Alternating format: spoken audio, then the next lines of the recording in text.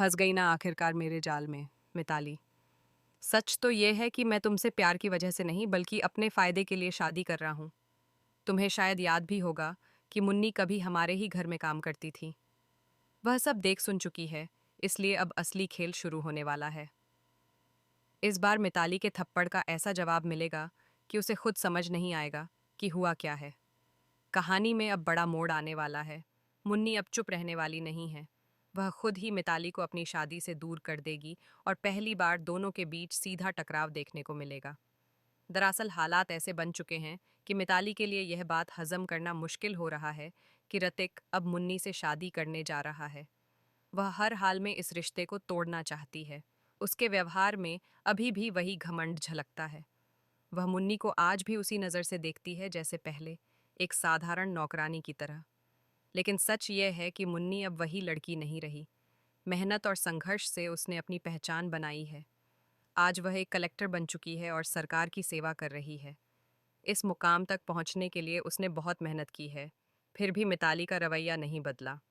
वह अभी भी मुन्नी को नीचा समझती है और ये सोचकर ताने मारती है कि ऋतिक एक मेड से शादी करने जा रहा है। मिताली का मानना है कि इस शादी के बाद ऋतिक की जिंदगी का स्तर भी गिर जाएगा। वह सोचती है कि अब वह बड़ी जगहों पर नहीं जाएगा, बल्कि छोटी छोटी जगहों पर बैठकर कटिंग चाय पिएगा। उसकी बातों से साफ झलकता है कि उसे अपने स्टेटस और लाइफस्टाइल पर कितना घमंड है। लेकिन अब यही घमंड टूटने वाला है। मुन्नी तय कर चुकी है कि वह मिताली को उसकी हकीकत दिखाकर रहेगी। उधर ऋतिक ने भी एक चाल चली है।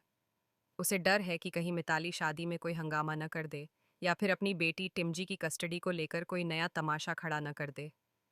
इसलिए उसने मिताली से झूठ बोल दिया कि वह मुन्नी से सिर्फ इसलिए शादी कर रहा है ताकि उसकी बेटी को संभालने के लिए एक आया मिल सके।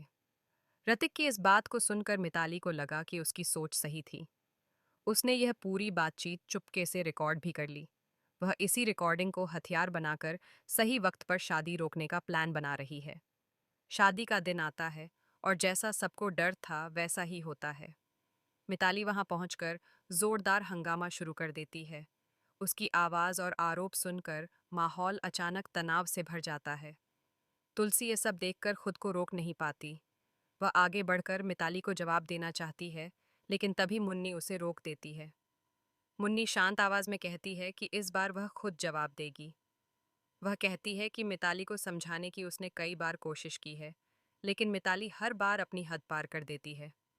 अब यह मामला उसके स्वाभिमान से जुड़ चुका है। मिताली गुस्से में और भी ज्यादा भड़क जाती है। वह मुन्नी को अपमानित करने लगती है और उसकी पुरानी जिंदगी का मजाक उड़ाती है। बात इतनी बढ़ जाती है कि वह गुस्से में आकर मुन्नी पर हाथ उठाने की कोशिश करती है। लेकिन इस बार कहानी अलग है। जैसे ही मिताली हाथ उठाती है, मुन्नी तुरंत उसका हाथ पकड़ लेती है। पूरे आत्मविश्वास के साथ वह मिताली की आंखों में देखकर जवाब देती है। मुन्नी साफ शब्दों में कहती है कि ऋतिक अब उसका होने वाला पति है और वह उससे दिल से प्यार करती है। इसलिए किसी की भी गलत बात या जहर भरी बातों का उस पर कोई असर नहीं पड़ेगा। वह यह भी कहती है कि अगर कोई व्यक्ति सही है तो दुनिया की कोई भी चाल उसे गलत साबित नहीं कर सकती। मुन्नी के इस जवाब से मिताली पूरी तरह चुप हो जाती है। उसका बनाया हुआ प्लान उसी के सामने बिखर जाता है। जिस रिकॉर्डिंग के सहारे वह शादी रोकना चाहती थी, वह भी बेअसर साबित होती है। अब उसके पास वहां से जाने के अलावा कोई रास्ता नहीं बचता। लेकिन सवाल अभी भी बाकी है। क्या सच में मुन्नी और ऋतिक की शादी इतनी आसानी से हो जाएगी, या फिर मिताली कस्टडी के मुद्दे को लेकर कोई नया ड्रामा खड़ा करेगी?